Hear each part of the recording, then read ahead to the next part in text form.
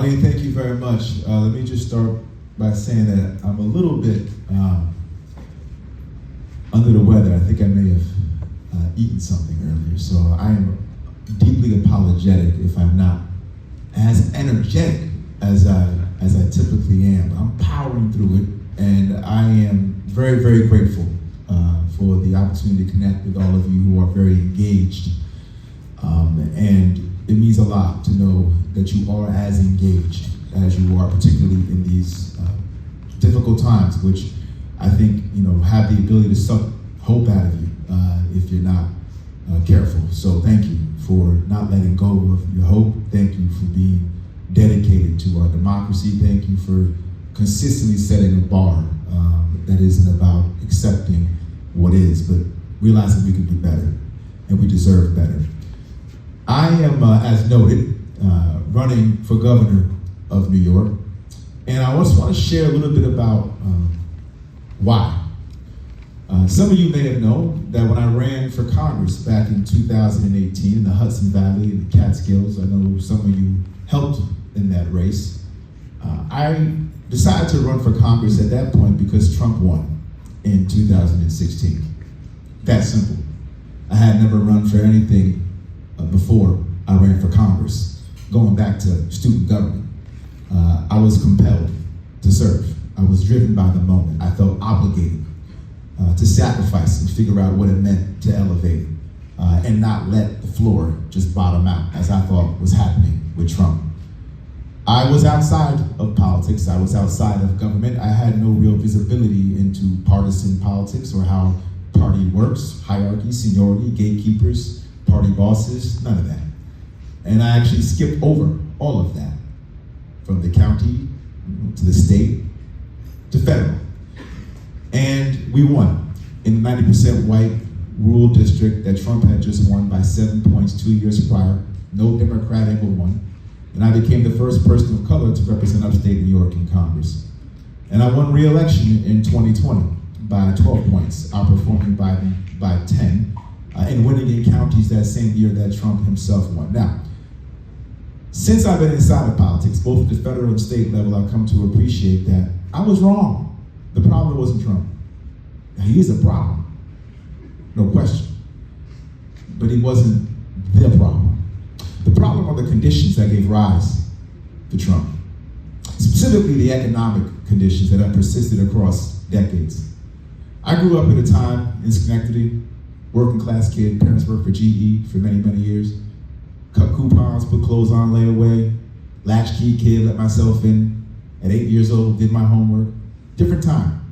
But the expectation for me and my parents was that with hard work, good education, I was going to end up with a better quality of life. Better than 50-50 chance. That was the expectation. Now, kids are growing up right here in New York, expecting not to. Expecting not to. That is a drastic change in the sense of who we are as New Yorkers, who we are as Americans, when this very idea of upward mobility, this very idea of not being trapped by your status, your zip code, your economic condition, that is the essence of what it means to be an American, this idea of freedom, what's possible. But if that is not actually what's happening, if people are actually trapped where they are, that is antithetical to who we take ourselves to be in America. And it's hard to believe in democracy if that's not the trend line, if the trend lines are going the opposite direction. Here's what's going on right here in New York.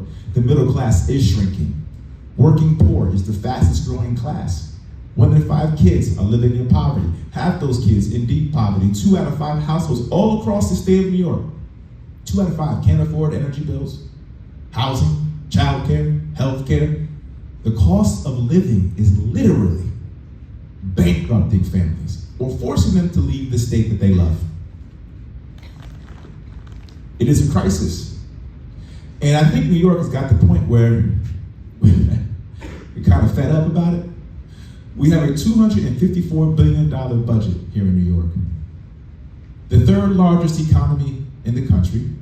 If we were an independent nation, the 9th in the world. But too many folks don't feel that. In fact, we also have the largest wealth inequality of any state in the country. So we have the money, we have the resources, but the question remains, where is it going? Who is it going to? It's funneling up. And it's been doing that for decades.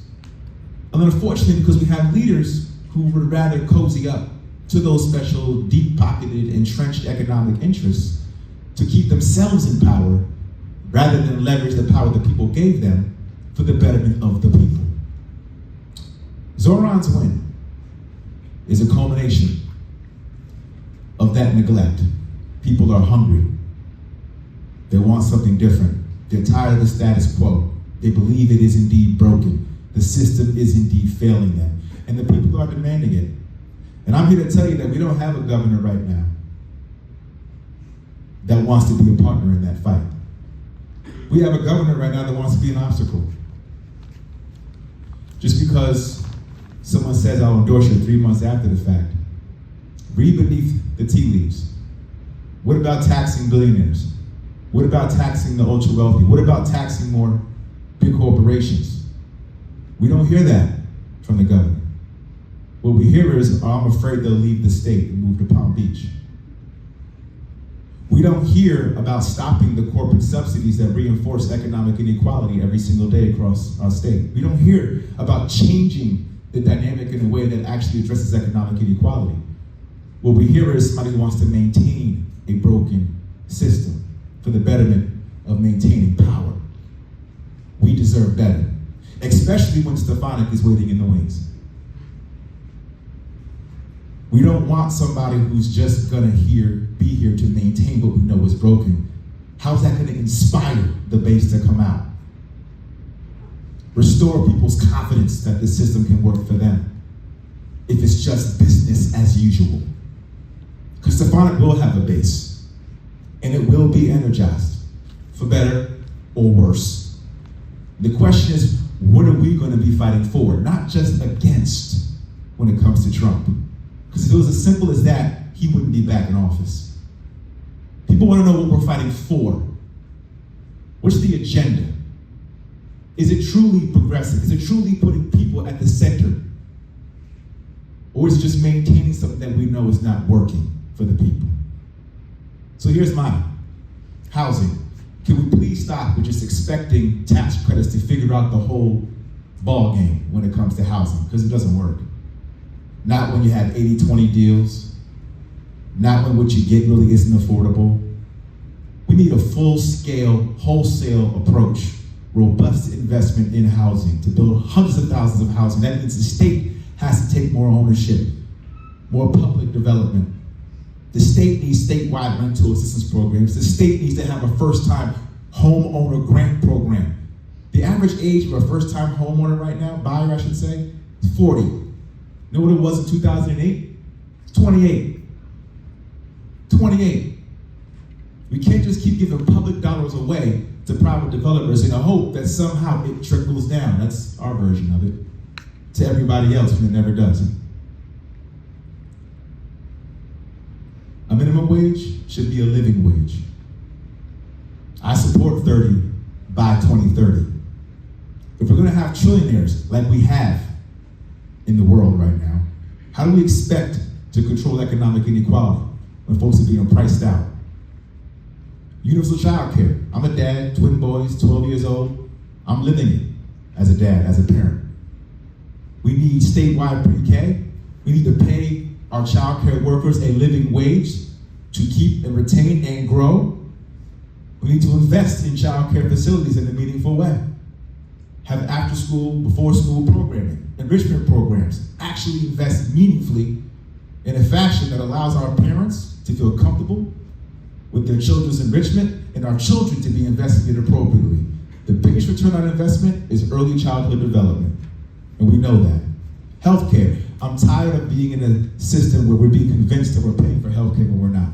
We're paying for insurance. We're paying to be exploited, and we are being exploited. The New York Health Act would create a comprehensive single-payer system. No deductibles, no premiums, no cost sharing, no co-pays. Sounds good. And 90% of folks would be paying less in that system and getting more. Why aren't we pursuing that here in New York? We could be, and we should be. Immigration. 287G agreements are being entered into by county by county by county across the state. Locals, law enforcement, cooperating under contract with ICE to round up our immigrant community here in New York. The governor right now could pass and sign New York for All, banning 287G agreements. I would, and we should, and we should.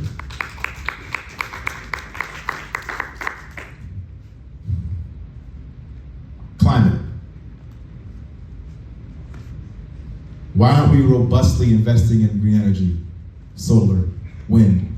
Why aren't we living up to the goals and objectives by law in the CLCPA, the boldest climate law in the country? Instead, we have a governor taking us to court to say we can't meet those standards. And at the same time, capitulating to Trump and fast-tracking a water quality permit for the Nessie pipeline for more frack gas pipelines all across our state. We can be better.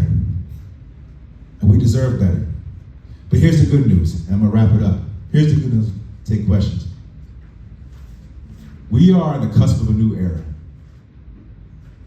A lot of folks have asked, are you gonna be a willing partner with the mayor-elect? Oh, the possibilities. The possibilities. To have folks in government who aren't here to keep and hold on to power, but to actually leverage it to transform the system for the betterment of everybody. It's not just talk about affordability as a punchline or a tagline, but to attack the economic inequality that is causing the affordability crisis in the first place. This has been a long time coming, this opportunity. The economic conditions that gave rise to someone as ugly and morally bankrupt as Trump, I believe has also given rise to the people's power to realize there's something better that they can fight for, that we can all fight for. And what better place to fight for that change than in New York? In New York, where we make the impossible possible. Always. And I'm dedicated to that fight, to work with Zoran, to work with all of you, volunteers, activists, advocates who've been fighting on the front lines every single day, demanding more. This is that moment to make it possible, to make it happen, to right-size a system that has for far too long been leaving folks behind. You gotta be bold here, and decisive, and transformational.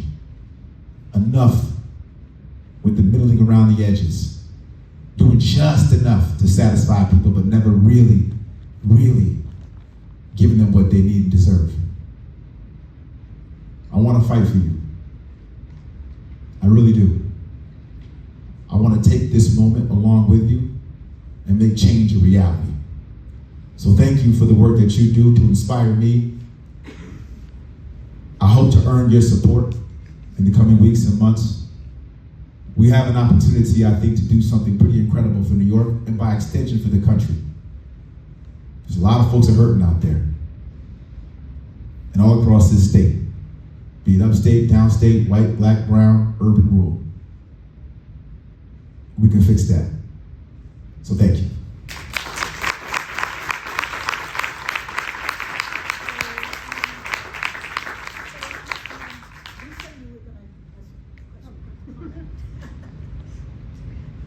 Could you talk, I agree with what you said about Governor Hochul, and I was also really angry about the Williams pipeline. Arlene, you'll repeat the question. Oh, hold on. What, Mike? Oh. Yes, oh my God. I was also very angry about the pipeline being approved after it was rejected 3 times already, and Governor Hochul also not, kind of walking back the law that we have for no gas in new buildings. And I just wonder if you could say more about your environmental policy that you would. More than happy to. The climate crisis is something that on both moral grounds, as a father, as somebody who cares about your children, your grandchildren, you see all the extreme weather events, you see the impact it's having.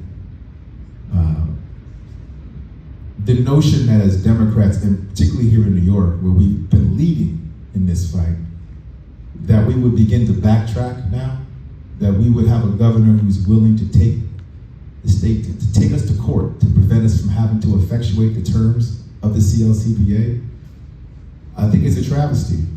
And the reality is, the solution isn't that complicated. I want to be clear.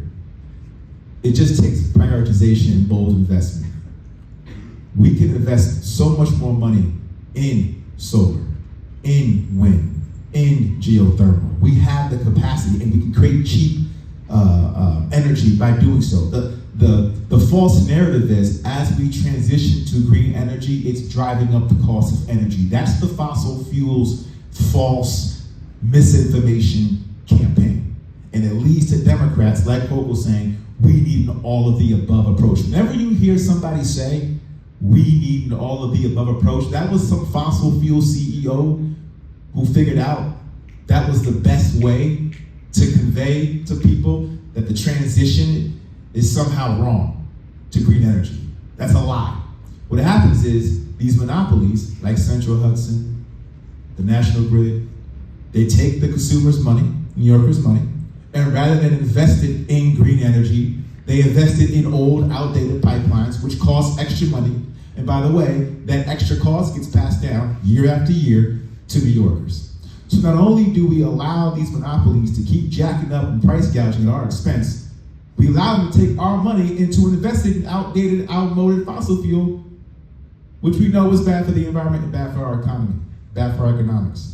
So I would say we invest robustly in wind and solar. We should have long past released the rules and regulations for capital invest. The governor announced that a couple of years ago.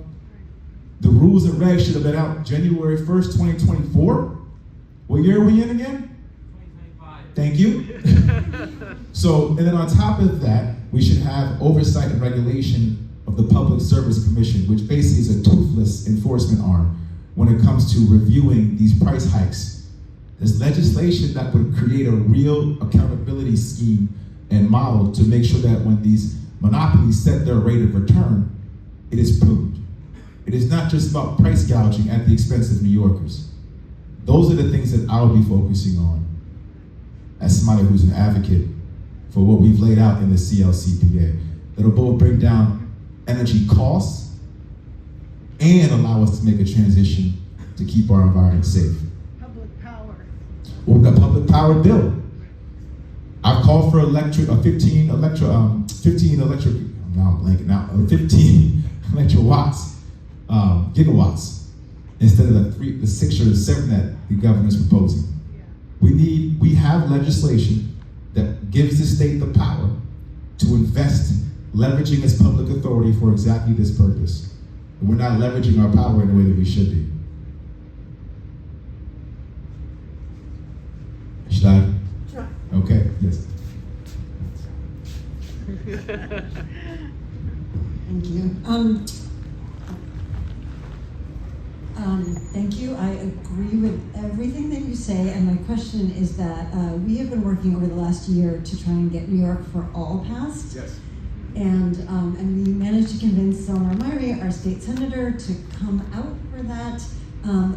But what we keep hearing across the year has been the votes aren't there.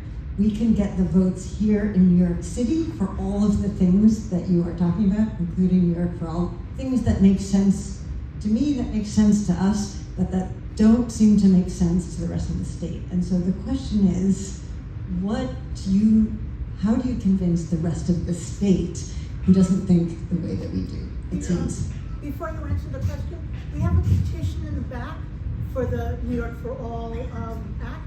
So at the end, we're going to have people signing up for stuff, and that's the time to go back there and sign the petition for the very bill you were just referring to. Yeah. So I think that what you're being told is not the full truth about the appeal of New York for All statewide. As someone who represented the 8th most rural congressional seat in the country, not in New York, the 8th most rural seat in the House of Representatives out of 435 House seats.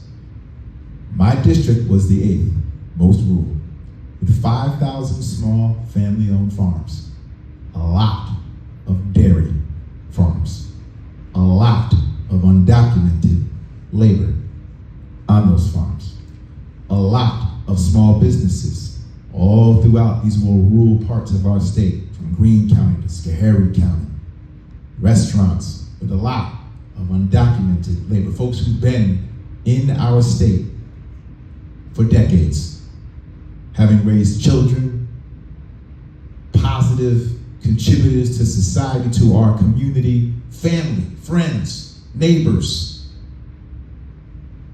The notion that folks in these communities that I represented would like local law enforcement to cooperate with ICE and just round up folks that have been in their communities for decades, it's a lie. That's not the case.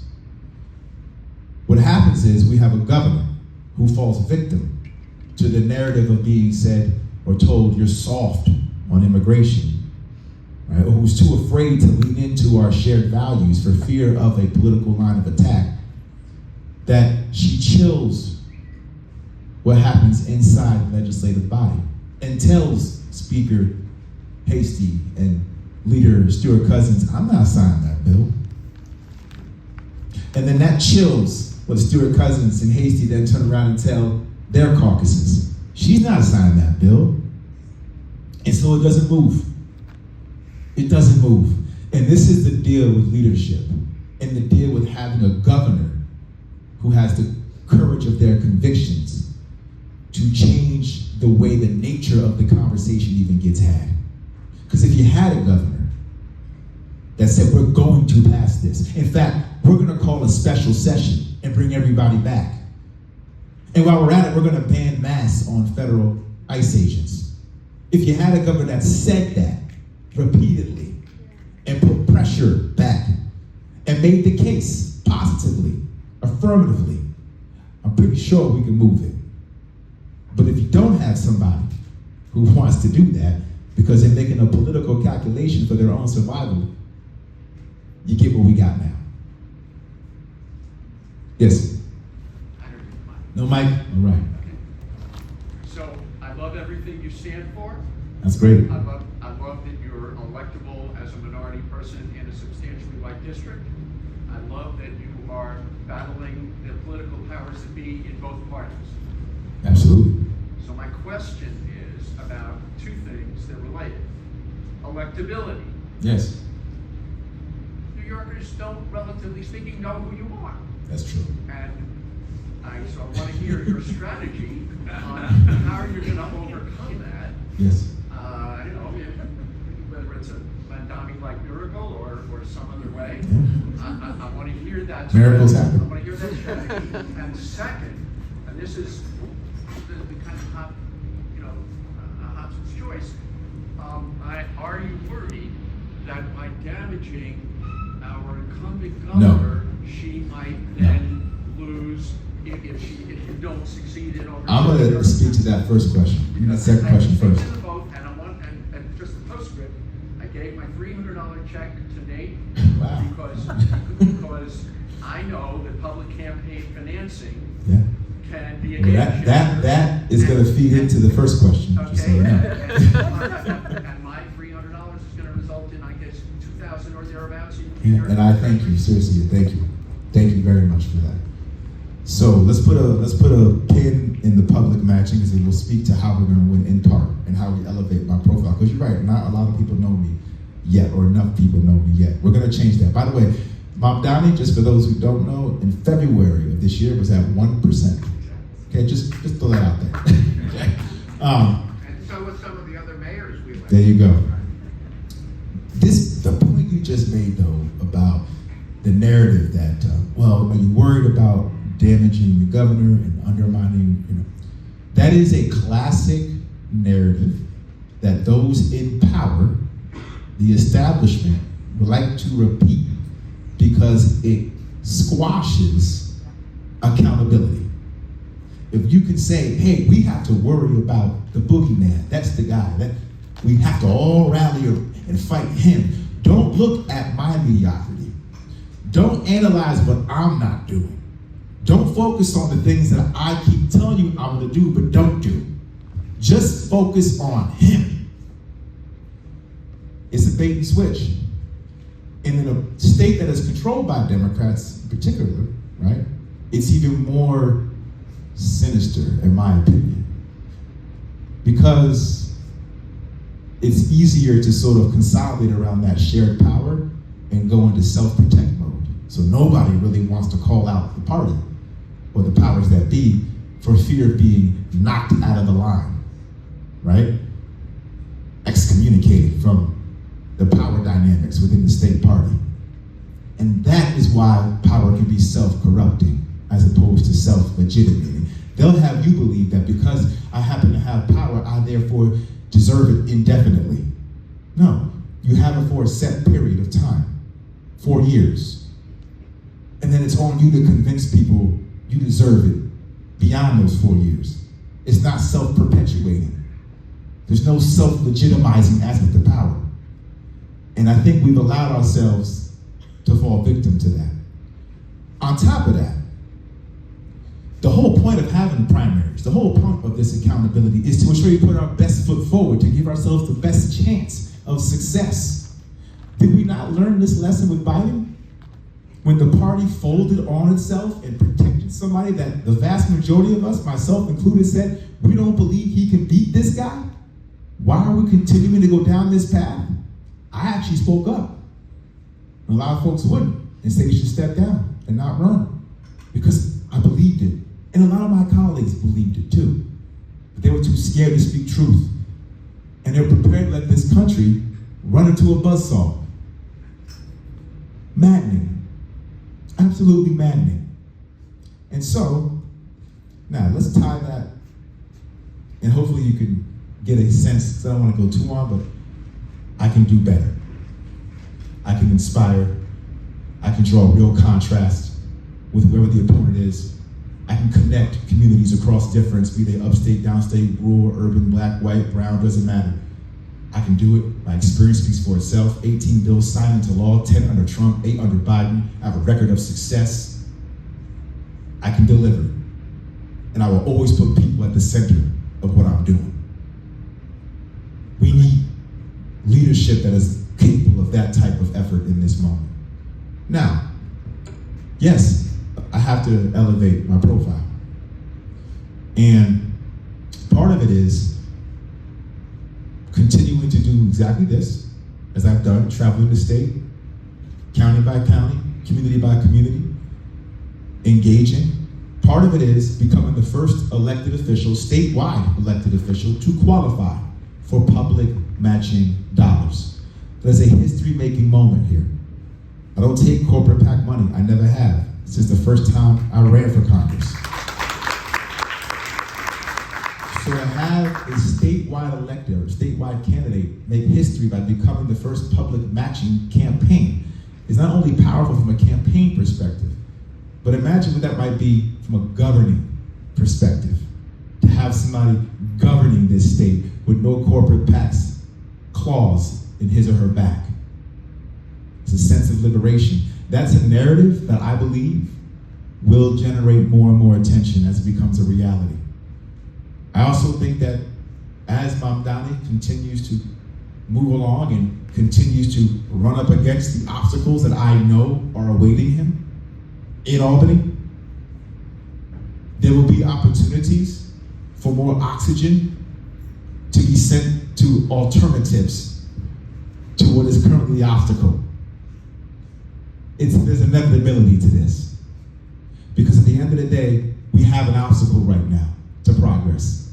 And not everybody's fully aware of that. Not everybody's really hip to it just yet. But believe me, as time goes on, when the budget starts to be negotiated in January, in February, when people start trying to figure out what's gonna happen. Are we gonna tax the rich, for example? Is that gonna happen? Well, according to Zoran Mamdani, he'd like it to happen. What about the governor? Does she want it to happen? Don't seem like it. So something's got to give. Something has got to give. Wait, you want to protect the immigrant community that continues to be under siege by Trump? You're going to pass New York for all? Something's got to give. And when it gives, we'll be here. So can I have a really quick Wait a second, I have a question. Well, I have a question. And No other people postscript. need to know before you go there. So, regarding power, how would you deal with Jay Jacobs and getting rid of him? So Jay Jacobs, the head of the New York State Democratic Party. So for those who don't know, and I encourage you, and if you go to my website, Lt.Governor.com, we've put out a whole reform agenda for the Democratic Party, the New York State Democratic Party. It's broken because it's too top down. And Jay Jacobs is really just the mouthpiece for Hochul.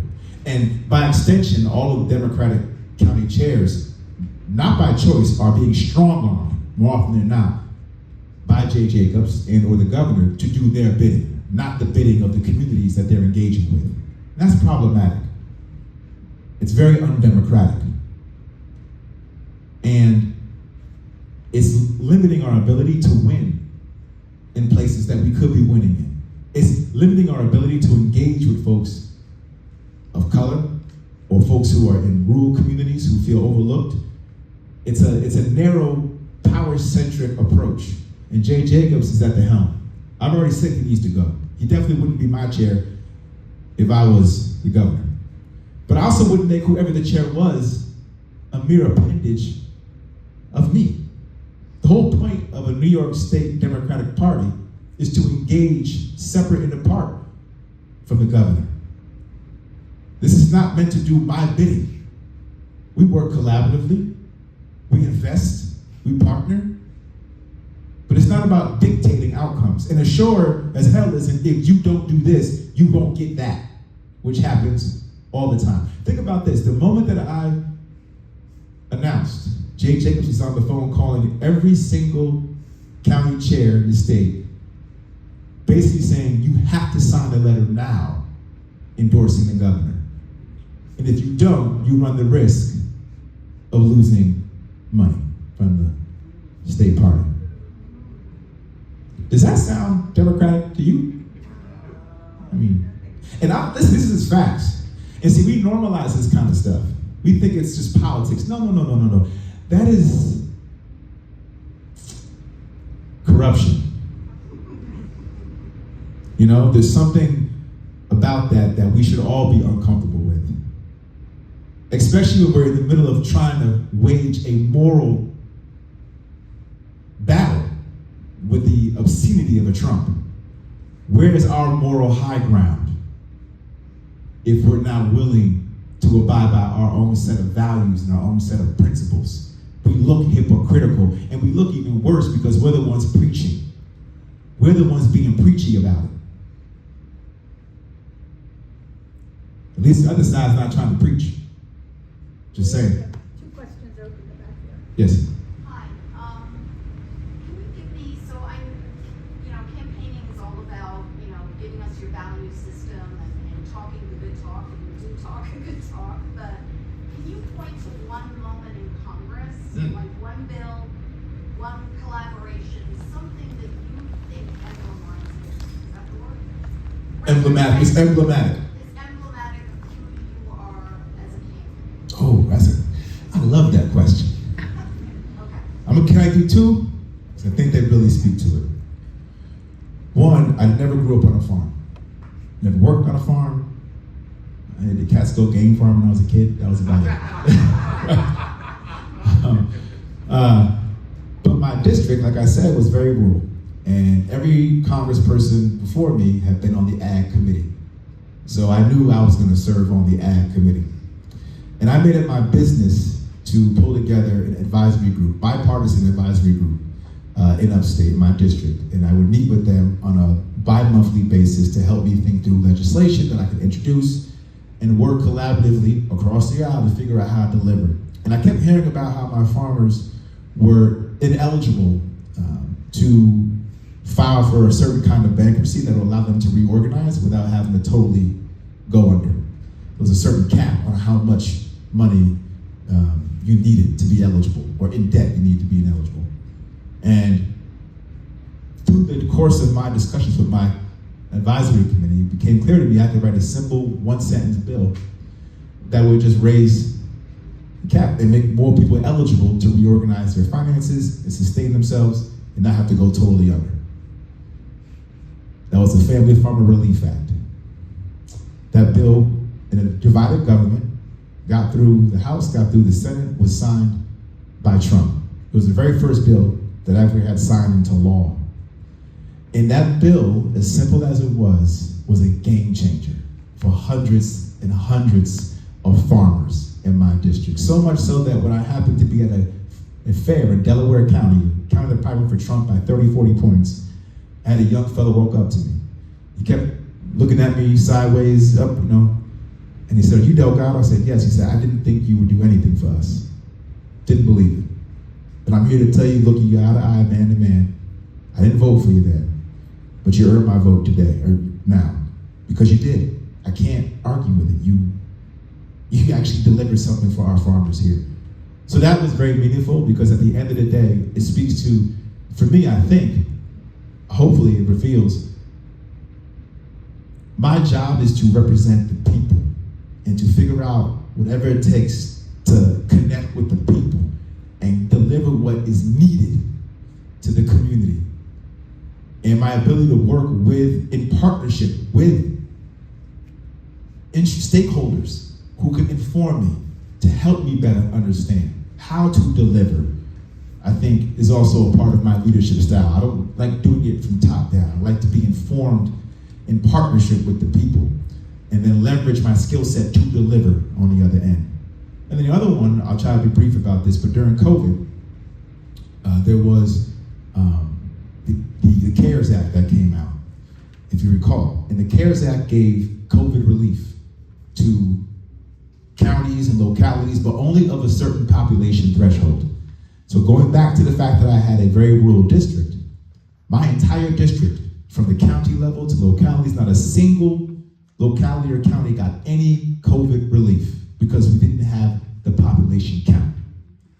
So while we were losing money for services, law enforcement, firefighters, healthcare, all of it was going under, we had no resources.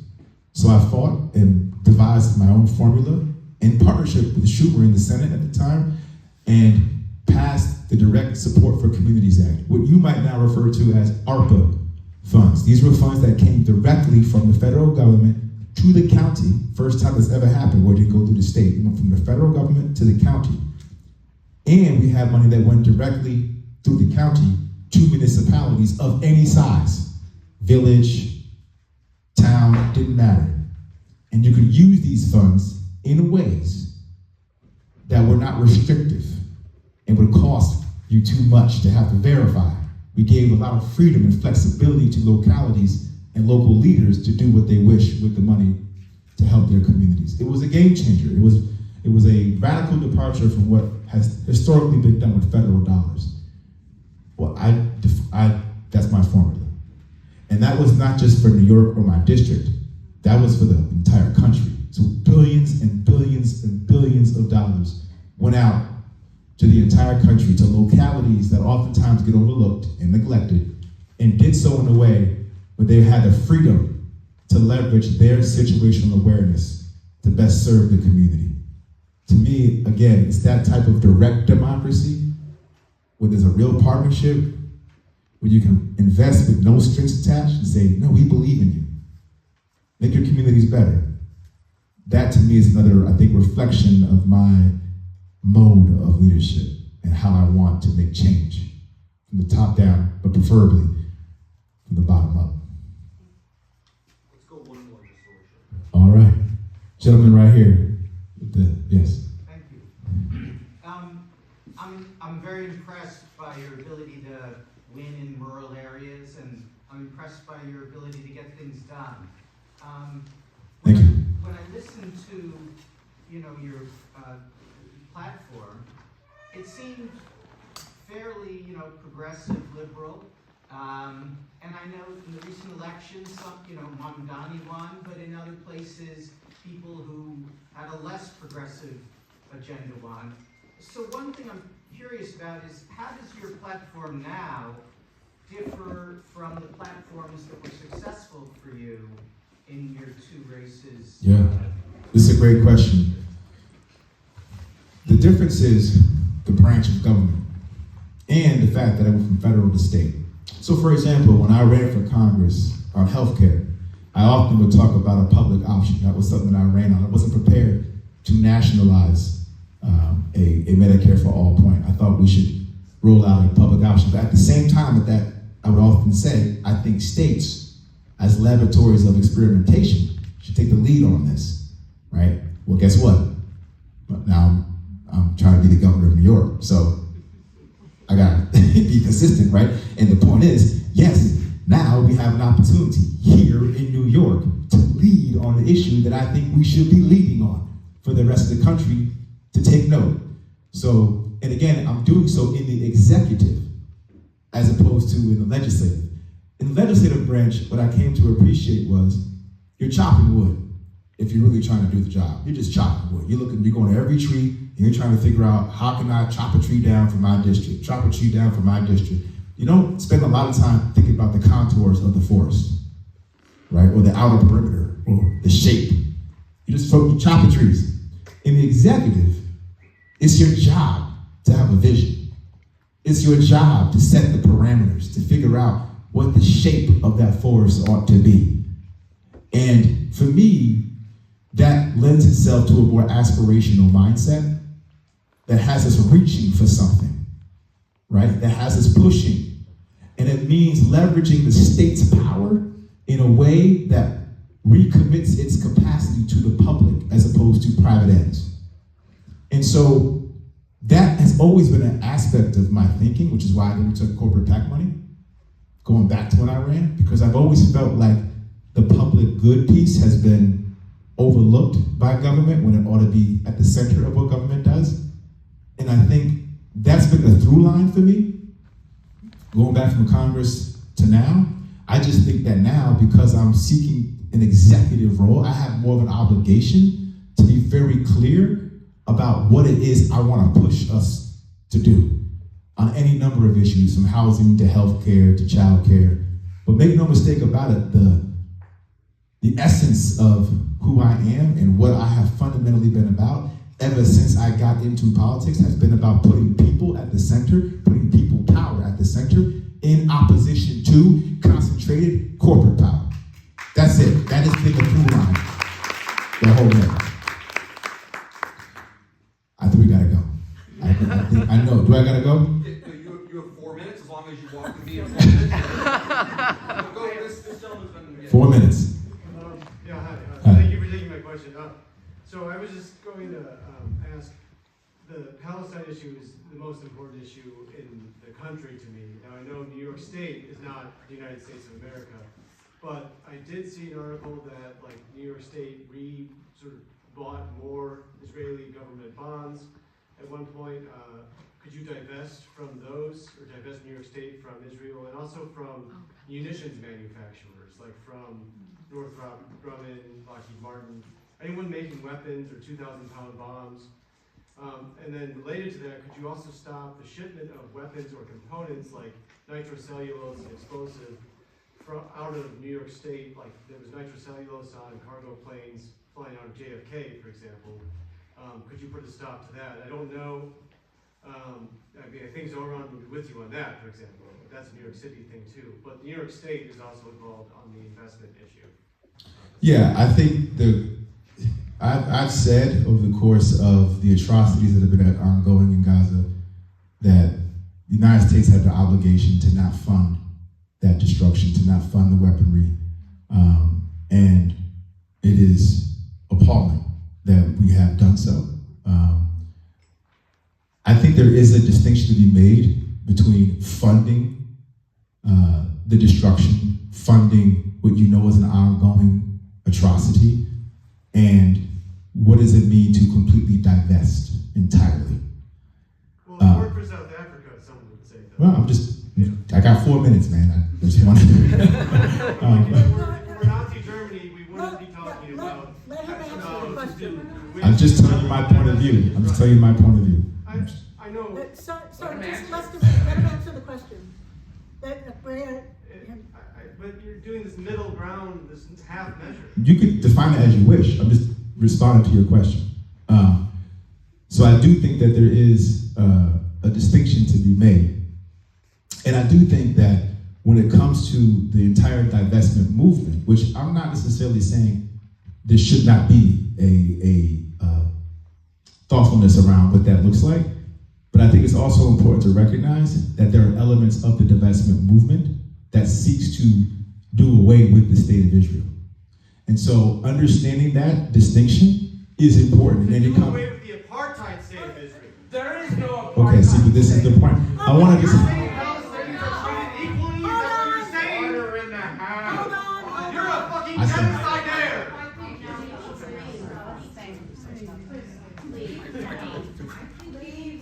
How dare you people call yourself progressive? You don't care, you're not ethical, you don't care about humanity. I agree with you, but it's not the case. There is no apartheid. Well, Jesus Christ, that's not what You asked. that's not what the ICC says, that's not what the ICJ says, that's not what the UN says, Sir, that's not sir. what any authority says. I agree with you, but it is not the place for this discussion. You're here to ask him questions.